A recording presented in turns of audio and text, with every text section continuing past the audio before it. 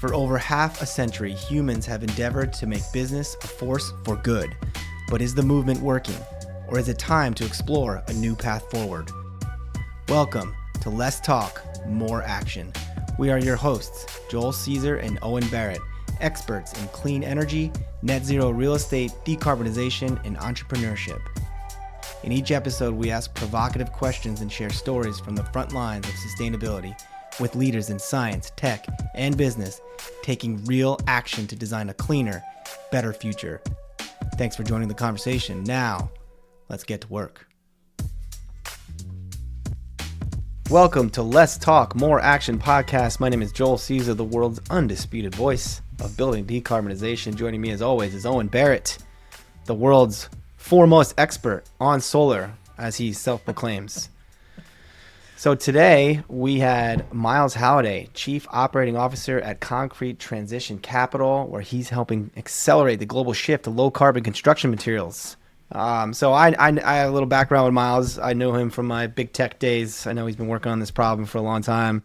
It's a huge problem, as he talked about on the show. But yeah, I think you didn't know him. This is not a space you spent much time thinking about. So what'd you think of the show?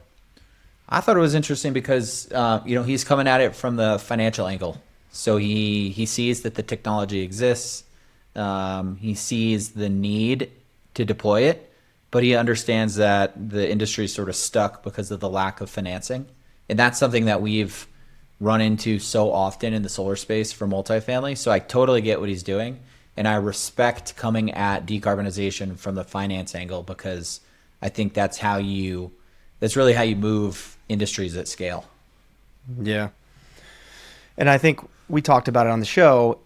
His business, not his business model, but the business models he's trying to support and accelerate are reliant currently on the big tech net zero commitments, which we've talked about. That's a shaky business model right now. To really be relying on them and them only. That said, like we talked about in the show, I spent a couple of years thinking a lot about this and learning about these companies, and it's really fascinating, the technology that's being deployed to replace calcium carbonate, limestone being cooked, which creates carbon dioxide emissions. So it's again, like lots of things in sustainability. It's fascinating, challenging, but it's cool to hear people like Miles diving deep. Yeah, sounds like he's got some good news coming in the next month or so too. So it's always great. Breaking news should only happen on the Let's Talk More Action podcast. So we'll have to get him back on to release. Okay, but before we dive all into that with Miles, we're going to do a quick bit on stories from the front lines. So I've been getting a lot of mail and people coming up to me at events saying, of course, they love the podcast, world's greatest sustainability podcast. That's a given. But also encouraging us to talk more about our day jobs. I've heard a few times consistently, like they like when you tell stories about what customers are saying about solar or challenges you're overcoming and things we're doing with AI to help these big commercial real estate firms decarbonize. So let's throw it to you for today. I know you're a busy entrepreneur out there selling, wheeling and dealing, installing solar. What's current in the world of Shine? Well, I'm glad to hear that people want more stories from the front line. I know you've been paying attention to my LinkedIn. It's been picking up an activity. And I had the same idea, which was I talk a lot about, I feel like people want to see numbers. People want to see what a projects actually look like. And so I'm going to start putting out weekly just deals that we're underwriting so that people get a sense of what does solar look like in Texas? What does it look like in Florida? What does it look like in New York? That's such smart content on your end, for sure. Yeah, I can't believe it's taken me this long to figure out to put it out there, but it's happening. Well, I mean, it's extra work, right? That's hard. It's like you got to do some homework to publish to make sure it's all accurate. But everybody in the industry is scared of what's going to happen after July and the tax credits go away. And I feel like if you're an entrepreneur, you can't. It's so hard to operate with being pessimistic, because there's already too much stress in your day to day, and so we always try and take the optimistic approach. And so we're just looking for different opportunities where solar's still going to work really well without the tax credit. And the one that we've tuned into recently is new construction. And there's a couple of reasons why new construction is really interesting. One, most developers, and so this is still in the multifamily realm, but most developers are getting construction loans at 65% loan to cost. So that means instead of paying $1 million for solar, you're only bringing $350,000 in equity, and then you're getting the construction loan to finance the rest. And if the construction loan is, say, at 8% interest only, if that solar project delivers a 15% IRR, you're paying 8 to the construction lender, and then the delta is going to that $350,000 in equity that you brought to the deal. And we're seeing returns of like 50, 60, 70% IRR, which is unheard of in solar. And that's without the tax credit. So we're super excited about that. And then the other piece is that market dependent? Or I know you have some places you operate. We've looked at South Carolina, where electricity is like 12 cents a kilowatt hour. And it Which works is really cheap, well there. Right? Cheap, yeah. Yeah, still works. So I'd say like worst case scenario, you're probably looking at a 35% IRR. Best case is like 80 plus, which should get everyone excited because we're still in this weird real estate market where it's hard to get deals done. So if you can figure out a way to put another $2 million into your project and get an 80% IRR on that, that's going to move the needle in terms of the project level return to the point where it may actually make sense to do the project. And then the other piece is, since there's no tenants in the building, the owners can sign all the interconnection agreements. And that's like a big headache for us a lot of times. A lot of times we have to get tenants to sign the interconnection agreements. So we'll have like pizza parties or give them gift cards to sign. But because there's no tenants in the building, the owners can sign it. So, or sign all of them. So we're just super bullish on new construction, solar, multifamily, even in a world without tax credits. And are we seeing currently across the country a lot of ground up multifamily happening? There are in pockets. I mean, it's the big boys, right? It's the Gray Stars. I think Starwood is still developing. I've got a buddy that he's in charge of placing capital. He works for an insurance company, but he places capital for the insurance company into ground up developments. And so he's kind of helping us guide like who we should be talking to. It's, the volume is not as high as it was a few years ago, but things are still getting built. Just depends on the market. Very cool. Well, I'll switch to mine. So we use AI to help large commercial real estate firms find energy efficiency projects, usually hiding in plain sight in their data. And what's fascinating about it is the product is incredible. Like it can find some pretty complicated like district heating system interventions or heat recovery, or even, we're trying to train it to think deeper about solar and opportunities like you work on in sub-metered buildings. But we now, I think, have trillions of dollars in assets under management in the platform and have provided retrofit recommendations across incredible amount of assets at this point. So the data we're accumulating is incredible. But what's so fascinating? You love this because I know where you started your career.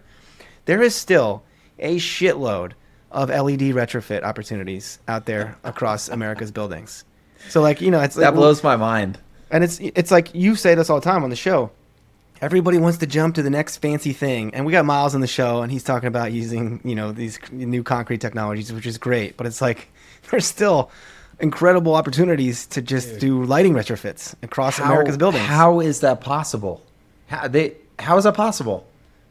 Why no one is calling it out, or it's hard to get like capital committees don't want to do projects like that, or you guys don't know? And it's it's interesting. Like our platform has this aggregate project tool interface, which allows a portfolio manager to look across their whole fund essentially, and it's like scatter plots the return on investment. So it's like the capital costs on the x-axis and return on the y-axis, and it's like there's always these bunches in the high left quadrant, which is like low capital, high return, and there's a ton of them are LED. Yeah. Dude, when I was an energy manager, I remember first project was like a super complicated fuel cell. And I had to go to the capital committee and say, give me $10 million for the fuel cell. Everyone's like, what the fuck is a fuel cell? How does it work? Why should we do it? And then the next project was like, I think we were evaluating, I don't know what it's called, but you're like, you have this HVAC thing that produces ice at night, and then it like blows air over the ice during the day. It's supposed to balance your cooling load. Yeah. And, again, people are like, what are you talking about? Like, this is the most insane technology. And then I go in and pitch LEDs to the same capital committee. And the CEO of the company is literally like, oh, more efficient light bulbs. I'm like, yeah, basically. He's like, yeah, just go do everything. It's like the easiest project to pitch in the sustainability world because everybody gets it. Like most executives have gone from like incandescent to fluorescent, and now it's fluorescent to LED. It blows my mind that there's still that many opportunities out there. Yeah.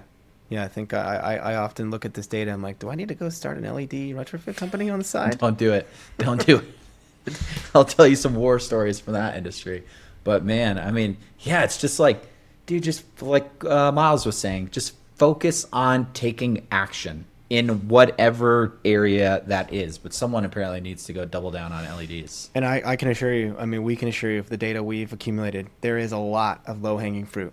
High ROI, low-hanging fruit projects with technology on the shelf. It's easy to do. It's sitting there. So, yeah.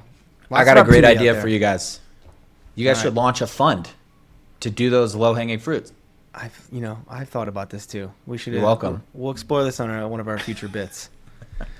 Well, hopefully that was fun. Let's do more stories from the front lines. I think it's good content for everyone, and I think it's what's cool about our podcast is we're out there cranking away, learning every day. So there's lots to share. So with that, let's jump into our conversation with Miles Haladay.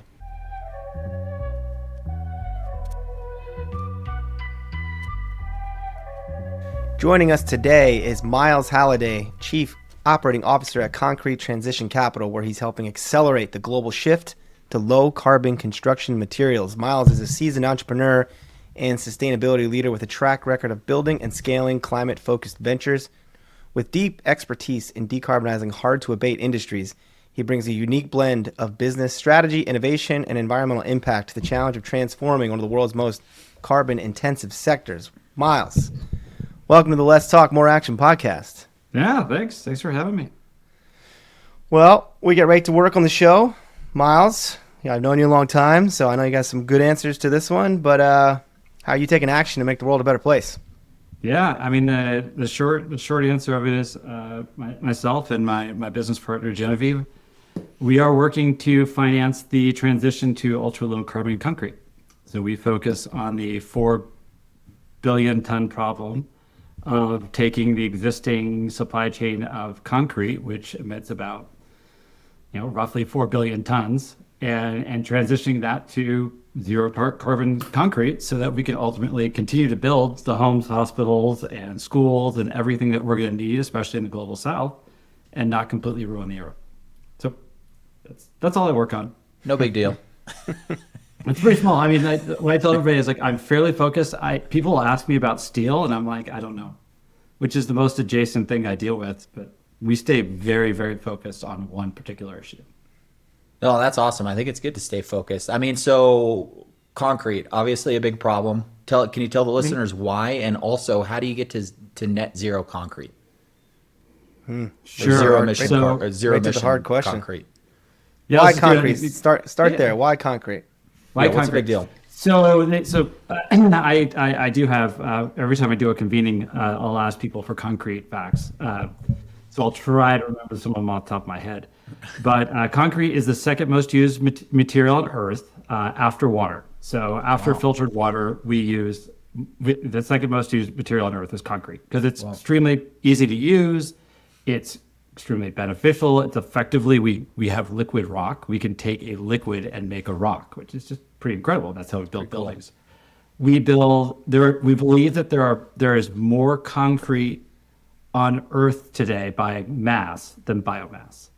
Just to give you you can look around, it's an incredibly Doesn't sound good. But it's good though. I mean, it's modern society. Like without concrete, we wouldn't have what we have today. I mean, it's everywhere. We have to have it. So, going forward, sometimes some people will talk about mass timber. Yes, that is we should be building with more wood, but I've yet to see a foundation made of wood. I've yet to see a road that's completely made of wood. So I love mass timber as much as anyone, but totally get that point. Joel's a mass timber fanboy. We talk shit about it. No, I will. I mean, I don't want to steal Miles' thunder here. I want to ground myself here I grew up in Pennsylvania, an area called the Lehigh Valley, where Bethlehem Steel famously, we think we built this country with Bethlehem Steel. And I spent my childhood jumping into abandoned limestone quarries. They're some of the most pure limestone deposits on Earth, run through this area of Pennsylvania. My high school football team was called the Whitehall Zephyrs after a train that carried concrete aggregate. We played against one of our rivals was the Concrete Kids. They called it the Cement Bowl. So I come from an area very very attuned to the growth and the importance of concrete. However, I've often in my professional career, especially as Miles, I'm sure you're going to tell us more about here, concrete has become vilified in the world of climate. It's hard to grapple with those two things, right? It's part of everything. Every building we're all in has concrete, and yet it's the villain, right? Is that what you're working on? A little bit. I mean, I've never seen it as the villain. I mean, I see it as something we absolutely have to have, and it's an essential material. I mean, it's just like energy. I think it was more like energy than I would think of like it being like a coal plant. Like we're gonna have to have concrete going forward. There's no way around it. So now the question becomes like, how do we make it in a way that we don't emit a massive amount of CO2 when we're doing it? So I don't know. I don't necessarily think it's villainized, but I do agree that when architects start to look at it and they look at it the wrong way, they'll see it as a villain where they'll be like, oh, no, we need to use as little concrete as humanly possible. And that is one of the big challenges in this movement, is that a lot of architects will look at it from a product level or a building level, but we need to be looking at it more from a systematic level. What we need to be thinking about is like, it's not a issue. We're going to use concrete. What we need to be thinking about is we're using a different formulation of concrete that is actually building the buildings. So I've been in this industry for, man, I don't know, 15 years. I always hear about concrete, but I don't know anything about it. So maybe this is a hard question to answer, but what's the high level difference between good concrete and bad concrete? Is it how you make it or what it's made of, or both? It's all the above. So first of all, let's take a step back and like talk a little bit about what concrete is, right? Like this is something that, and several years ago I had no idea, right? Like the difference between cement and concrete, right?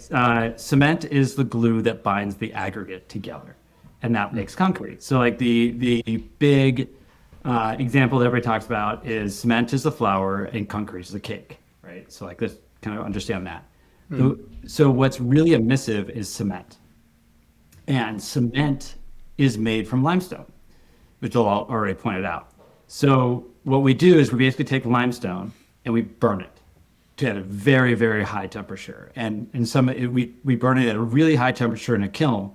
And one of my favorite facts is that one of the ways we get rid of tires in the world, like just rubber tires, is that we throw them in cement kilns. It's one of the number one ways we get rid of tires. So think about that. We're taking tires that are discarded, throwing them into a kiln that emits a massive amount of CO2. And then the actual burning of limestone emits a chemical reaction that emits CO2. And then that produces something called clinker, which we grind up into a cement, which is a powdery substance that we then add to aggregate, throw some water on top of it, and it magically creates a rock, which is effectively like what we're doing. So your question around what makes good or bad concrete, sometimes it's a real question around like what is the aggregate, which is just the rocks we're going to use to fill in to make rocks and sand, right? Rocks and sand. So some of that's that, but it's a question of like how much cement are you going to use? The higher amounts of cement you're using, the more glue you're using, the higher strength of concrete you're going to have, which of course is an issue for us. We want to use less cement, or at least less emissive cement, to make the concrete. And like the glue, right, Miles, make sure I'm saying this correctly. Limestone's calcium carbonate. What is that? CaCO something? Oh yeah, I'm not good in the chemistry. This guy throwing down 8th grade chemistry facts. But it's like calcium carbonate is limestone, and you're cooking it. It's the thermal decomposition of calcium carbonate creates cement, and the chemical process you're describing emits CO2. It cannot be decarbonized. That process itself. That's accurate. Yes. Yeah. So you cannot. Well. Okay. So let's talk about how we decarbonize concrete, right? We can decarbonize concrete, but not the cement. I just want to make sure. I'm trying to educate Owen here. I appreciate the clarification. I think our audience does too. So the big pathway that we think about, like when we look at how we're going to decarbonize this sector, there are two big levers that we see. Which is one is we're going to have to decarbonize the cement plants themselves, which there are about 3,300 of them in the world. So, which is not an insignificant number. And then the other thing is we're looking for binders that are not limestone based, right? So we can use other SCMs, which are called supplemental cementitious materials, which is effectively, instead of using normal cement, we're going to use another type of binder that traditionally has been something like an industrial waste product like fly ash or slag, fly ash coming from coal plants, slags coming from blast furnaces with steel production. So one way to do it is we're just using a different type of glue that comes from something that's not as carbon intensive or a waste product. There are other SCMs like ground up glass. If you take recycled glass and grind it up really, really, really fine, it actually acts as a binder. So that's one pathway. The other pathway is really what we have to do is decarbonize these plants. And there are kind of several different ways you can go at it. Like the one that works today that we know of that has worked at scale is carbon capture and storage, or CCS, which is very similar to direct air capture, which is just we're emitting this bunch of CO2, we're going to trap it, and we're going to try to throw it in the ground. Now that there's a big plant in Brevik, Sweden, or sorry, Brevik, Norway, that has worked, and that they just brought it up online. But the problem with that is it is really expensive, and we'll see if it comes down in price. Another pathway that is very interesting is called CCU, which is carbon capture and utilization. So like we emit all of the CO2, we capture it, and then we do something with it. And that sometimes what we can do is we can take that CO2 and then make a cement-like product that acts as an SCM. That is really cool. There's several companies looking at that right now. One company just had a big announcement with Microsoft the last couple of weeks. That is really cool. Then we look at like the kilns themselves, trying to electrify them, and then use a different feedstock. So there's actually like 3 or 4 different ways we could go about this. Not one of them's going to work we're going to need multiple of them. There is not a perfect solution. And I tell everybody, even if you have a really good solution, to scale to 3,300 plants over 20 years is going to be immensely difficult, over 30 years. Like that is just an astronomical build. That we'll be building more cement plants in the next 30 years than we've built in the last 100. Just to put the scale of this problem or the emissions into context, and I don't know if you're going to know the answer to this, but of the, I think 40% of global GHG emissions that are attributed to the built environment, what percentage of that is concrete? Do you know?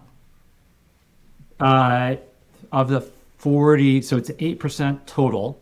8% so steel total. And concrete represent about 8 each. So Okay. they're about, so those are the 2 big ones. So I think that number breaks down, Joel might give me a little help here. It's like 33 to 35% is operational carbon, then 15 to 20% is embodied carbon, or the amount of carbon it takes to build a building. In the 40, that's in that buildings, 15 yeah. to 20, it splits up between concrete, steel, aluminum, glass.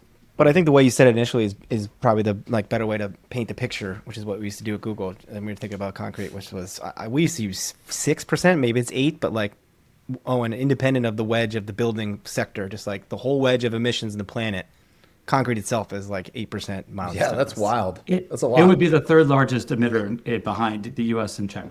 Wow. That's Like crazy. it's a huge problem. Which is a good segue to my next question, Miles, which is going to be looking at your track record, your career.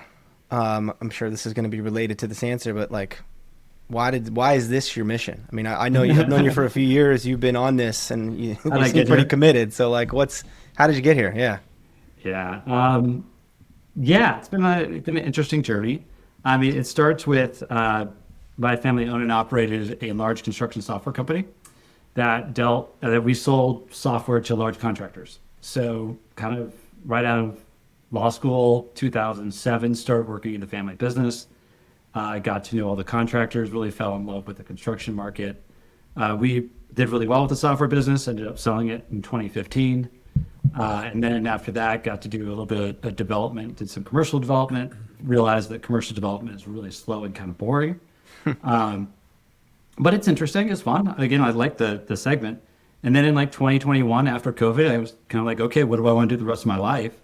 And my kids were starting to get older, and I just kind of looked in the mirror and said, we may or may not get there in terms of the environmental tasks that we're dealt with here. We may not be able to tackle it, but I don't want to wake up at 65 and think to myself, I could have done something.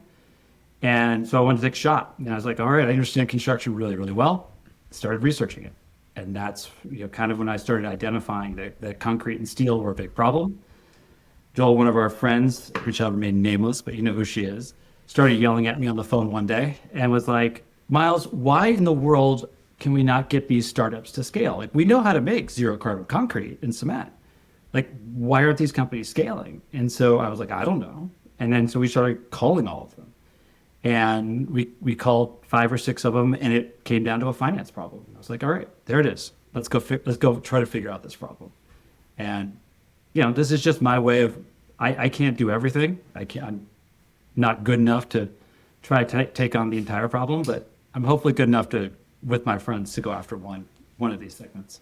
But so double clicking on the finance problem, is it that low emission or no emission concrete is more expensive than traditional concrete, therefore nobody wants to buy it? Is it that simple? No, it's more complicated than that. We can produce, in some cases we can produce some of the cements at the same cost as traditional cement.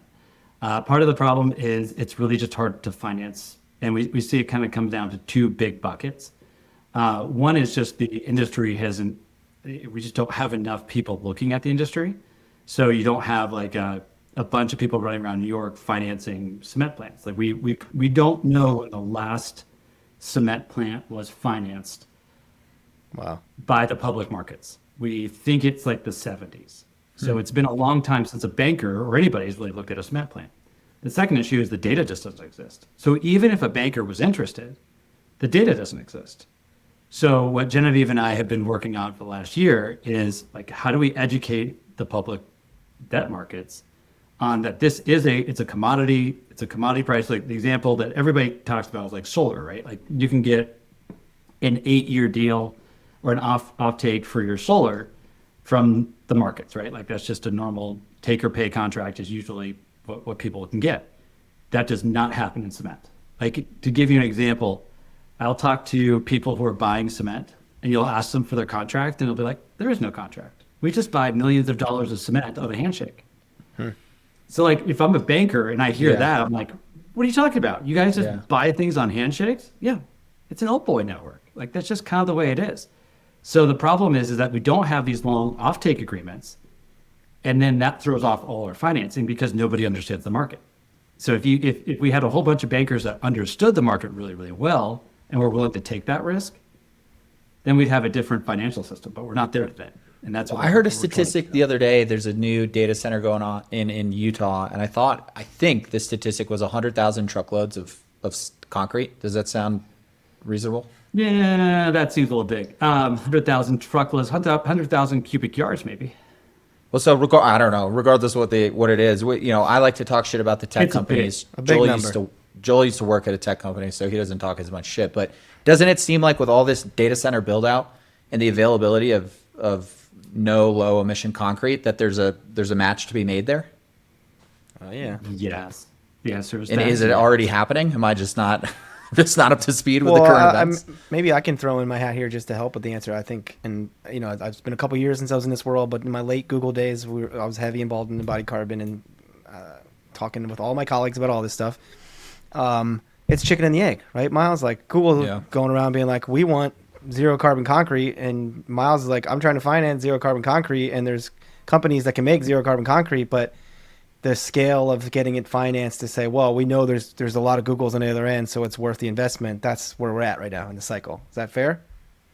Yeah, I think that's absolutely fair. But like, we're also like, yes, the answer to that is absolutely. The data center boom is, it has its pros and cons.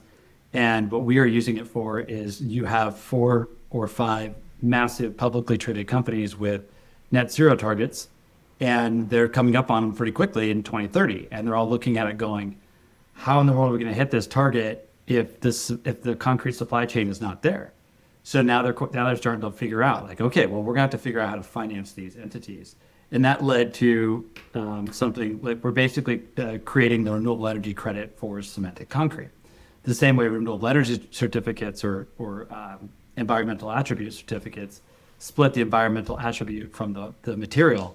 That working group is kind of at the end of its first term, about a year in, to build the EAC for cement, which will then help the financing of all of this go forward. So yes, the data center and tech companies are absolutely in the middle of it, and they are pulling as hard as they can at this point, in my opinion. I think behind the scenes, I feel very optimistic that we have a lot of momentum. So I was at a couple events in Climate Week. Miles, we might have been at the same events around some of this topic. I think I boycotted a lot of events. That's right. Okay. Well, if you've seen my post on LinkedIn, you know my perspective on some of the Climate Week stuff. But I feel like I heard maybe Rocky Mountain Institute talking about this EAC. Is that, I don't know, am I getting into baggage RMI, here? GMA. RMI and GMA are both working on it. Mm-hmm. That's the working group, and they'll publish the specs of it hopefully at the end of this year. So there's a group, and then the GCCA, which is the Global Cement Concrete Association, is also working on a what we call protocol for that as well. So yes, there's a lot of interest in figuring this out, and I think there was a buyers alliance. There's a buyers alliance that got announced that included Amazon, Prologis, and Meta. Mm-hmm. So yeah, I mean, I actually do see quite a bit of things going. Just got, the hope is that we actually see that turn into contracts, and then we can go and finance the back end of it. Yeah, so I guess that's the next question would be. I mean, I don't want to point out any of the winners or losers here. You probably know way more. I remember a company called Brimstone, I think we were looking into. Mm-hmm. So, like, where are these? Maybe there's two questions here because this will help the audience learn about the technology. Like, who are the ones working on zero carbon concrete, and how are they achieving that? Maybe that's question one. And then the second part of that is like, how are they doing? Are they surviving? Are they getting venture capital? Are they turning a corner? Let me try to answer that because I can't answer it all because I have NDA. Since we deal in finance, we now know what everybody's doing. So I'll talk about at least what is public, right? So, Sublime and Brimstone are two of the more famous ones. Sublime has an offtake agreement with Microsoft that's public from last year. Brimstone has an offtake agreement from Amazon from last year, so that's both good. Forterra is another company that just got an investment from Microsoft that was announced last month. Those are all, I think they're all making progress. Do I wish they were going faster? Yes. There were a lot of grants from the Biden administration that got canceled. That did not help. So I think you have a bunch of different groups doing a bunch of different things. I mean, other groups out there, Carbon Upcycling is doing carbon capture and utilization. They have investment from CRH, which is one of the largest cement producers in the world, as well as Titan, which is a Greek cement company. Urban Mining, which is a company that I work with a lot that does ground glass pozzolan. People always ask, does this stuff work? The new JP Morgan Chase building in Manhattan, that's 72 stories, has a 40% replacement of cement in it using pozzolans. So people are willing to put this into really tall buildings. Yeah. Who else? There's a bunch of different. Terra got a big investment this year. Carbon Built is another group that does concrete block. They got an investment last year. They started a new plant. So there's a bunch of different companies out there. I mean, it's amazing to look, and they all do different things. And sometimes they stack together. Sometimes they work in different parts of the value chain. It's not just one solution. It's not like solar or wind. It's across the value chain, you could have 5 or 6 of these different technologies stacking out to get to net zero concrete. How far out do you think we are from being able to finance a new cement plant in the U.S.?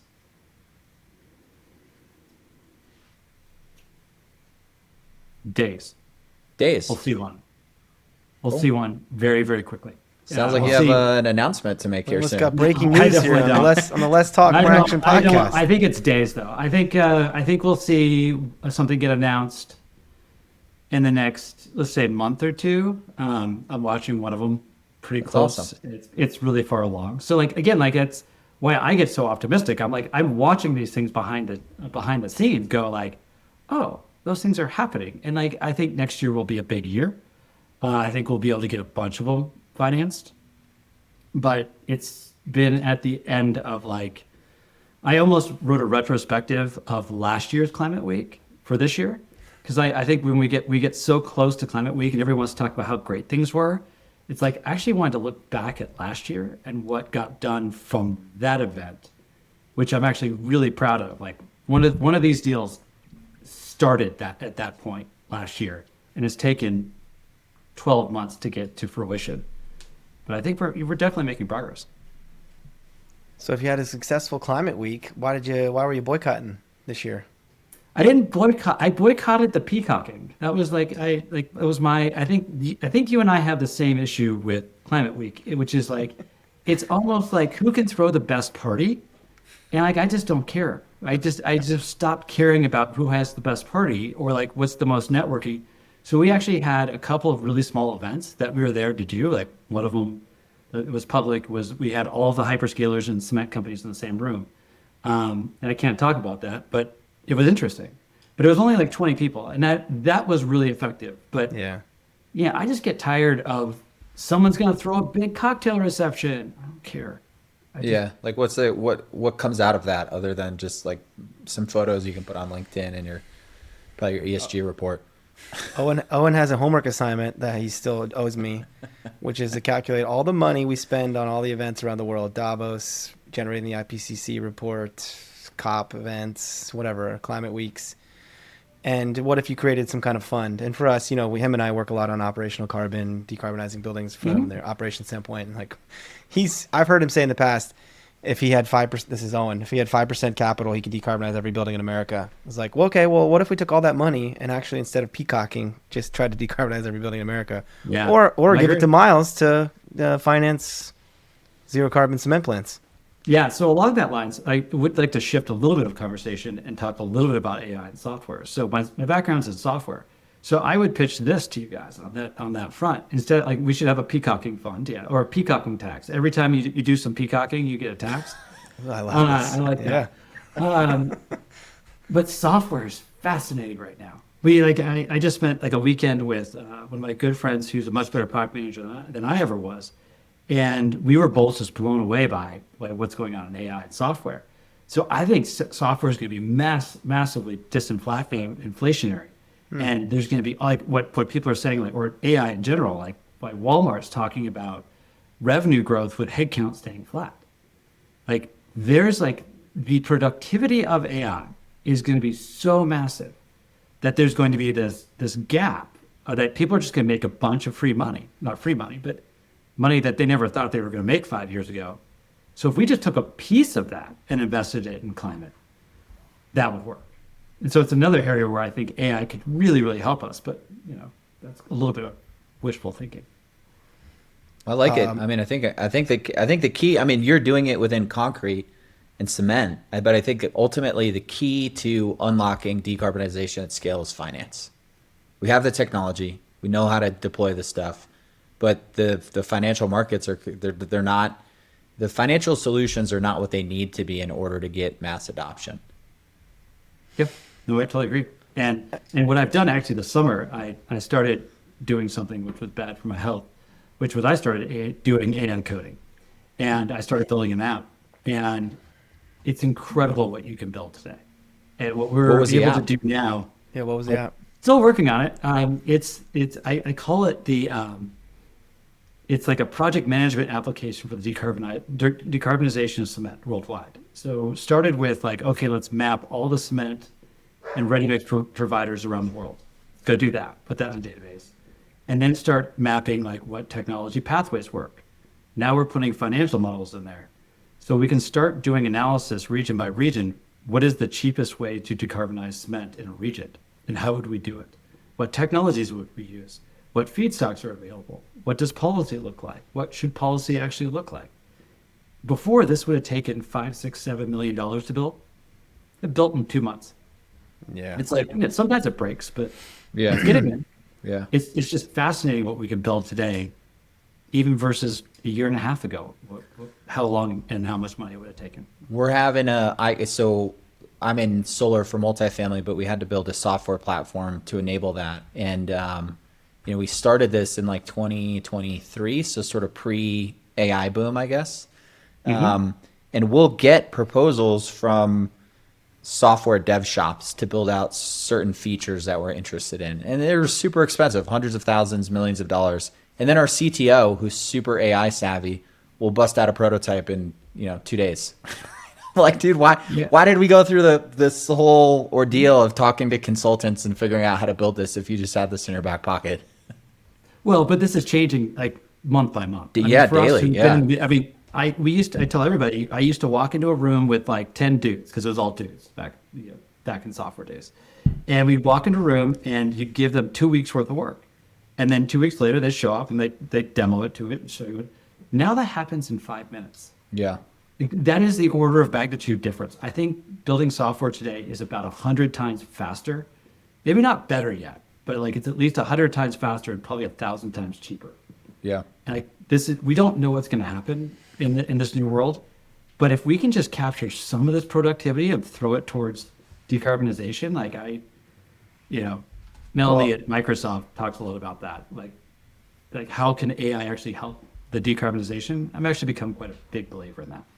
I am too. Owen makes fun of me for it because I'm a software person now. I work at an AI company. And I have another LinkedIn post famously last year where I said I started with software does not decarbonize buildings, and it got a ton of traction because I was just like a little annoyed by the overemphasis at that moment on like software. And I think we can all agree there's a prioritization that we need to understand. But like the company I'm at now, I can witness firsthand what took us in a previous role I had in a big tech company trying to decarbonize buildings at scale, months, years, millions of dollars, can now be done in fraction of the time, fraction of the cost, and is almost as effective. So to your point, scale, disinflationary, moving quicker, getting rid of soft costs, getting to the work, which I think everyone on this call agrees we need to do, is a real opportunity.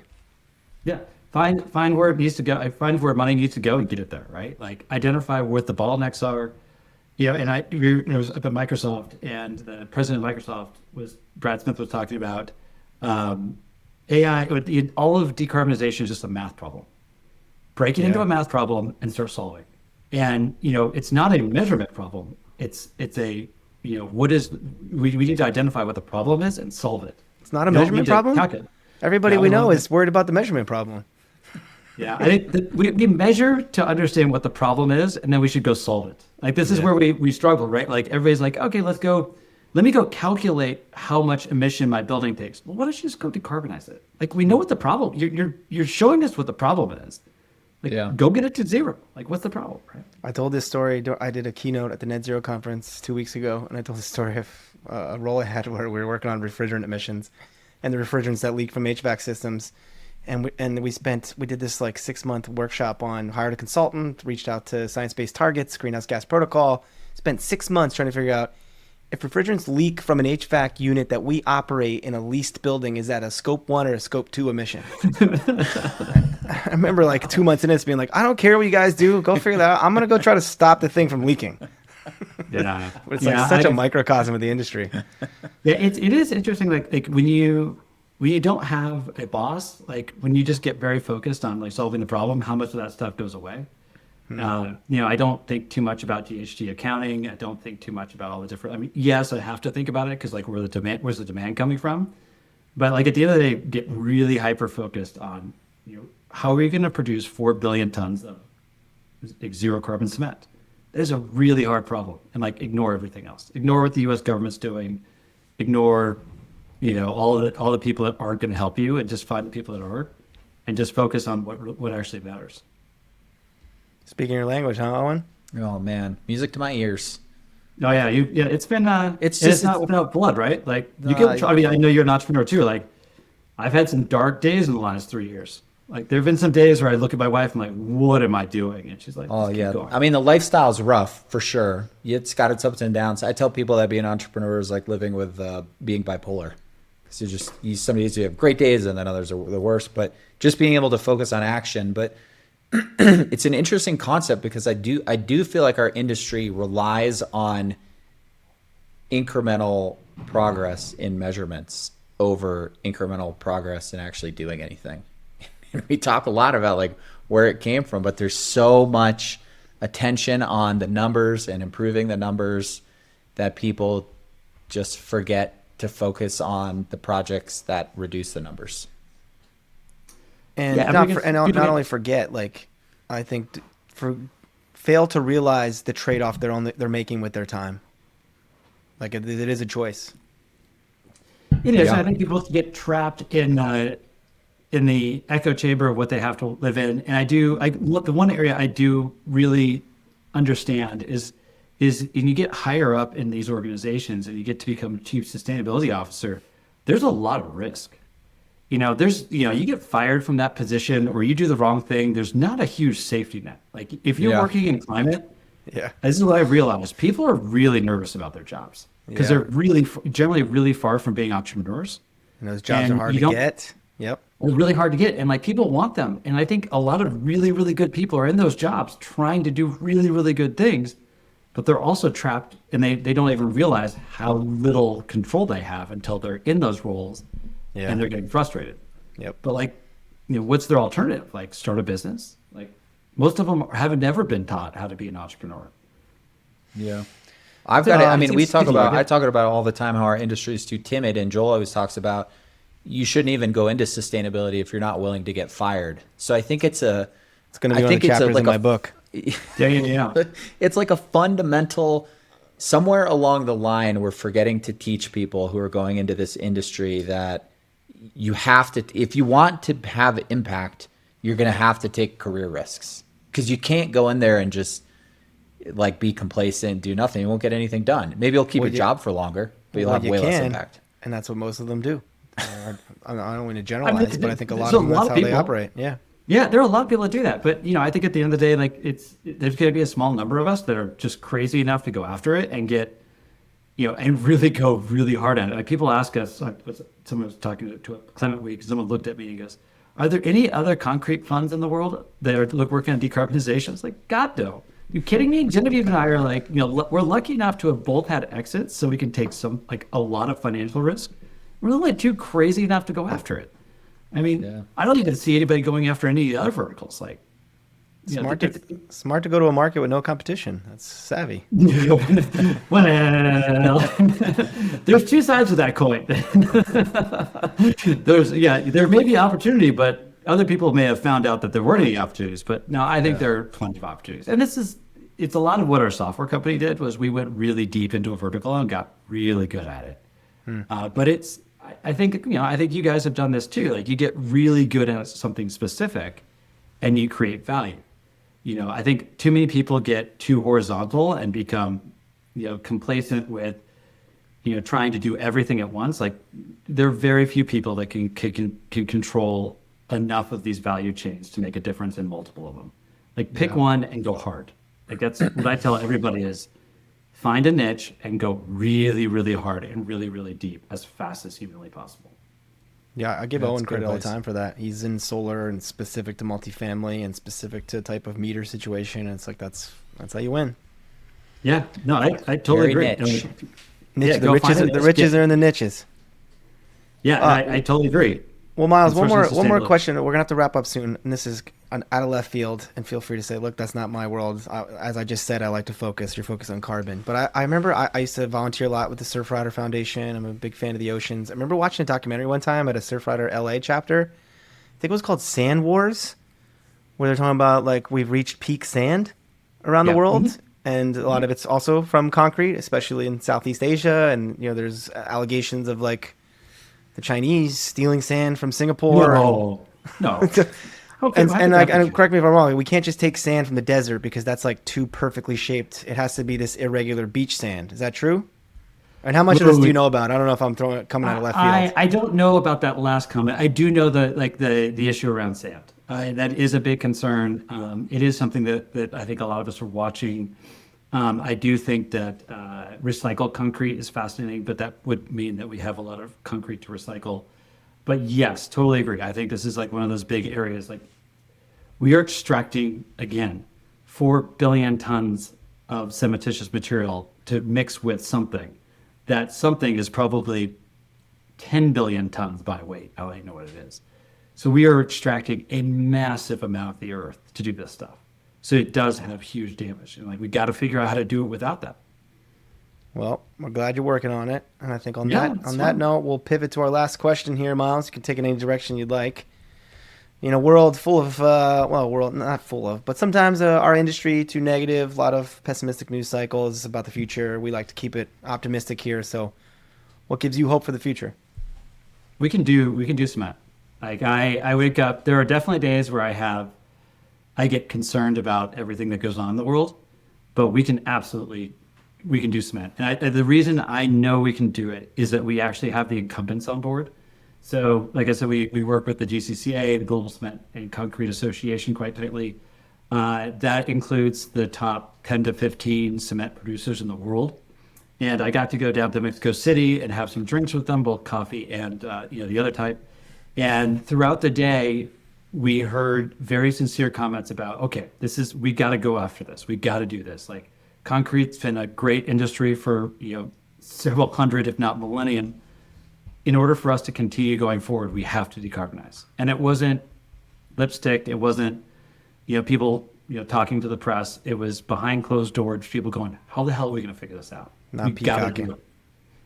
Yeah. They were peacocking. It was just straight up, very sincere. So with the incumbents, and I know technically we can do it. So I'm extremely optimistic on cement and concrete. I don't know about the other industries, but I think we could do this.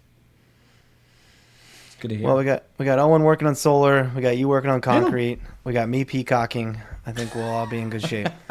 Yeah, Gotta pay your tax, Joel. Yeah, I get peacock tax. I think definitely we should have like a meme of peacock tax. I'm gonna use that for sure. Yeah, I'll make sure I give you credit. Well, Miles, thanks for having me on. Yeah, thanks so much for joining. Before we wrap up, anything to plug? People to follow you, your website, any social media, or you're making deals in the back rooms doing the real shit? Yeah, I mean, people, you can find me on LinkedIn. I think that's pretty easy. And we have our website, concretetransition.com. You can always connect with me there if you're ever interested in chatting about concrete or talking about how we build software to help decarbonize the cement industry. That's an area that I'm particularly interested in right now. But yeah. Very cool. Well, we'll spread the word. Cool.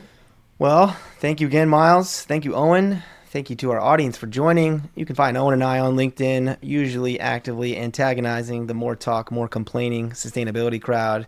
You can find this podcast and more great content at letstalkmoreaction.com. If you like the podcast, please subscribe, like, and share with your friends. And until next time, we encourage you to ask yourself, what are you doing to take action to make the world a better place?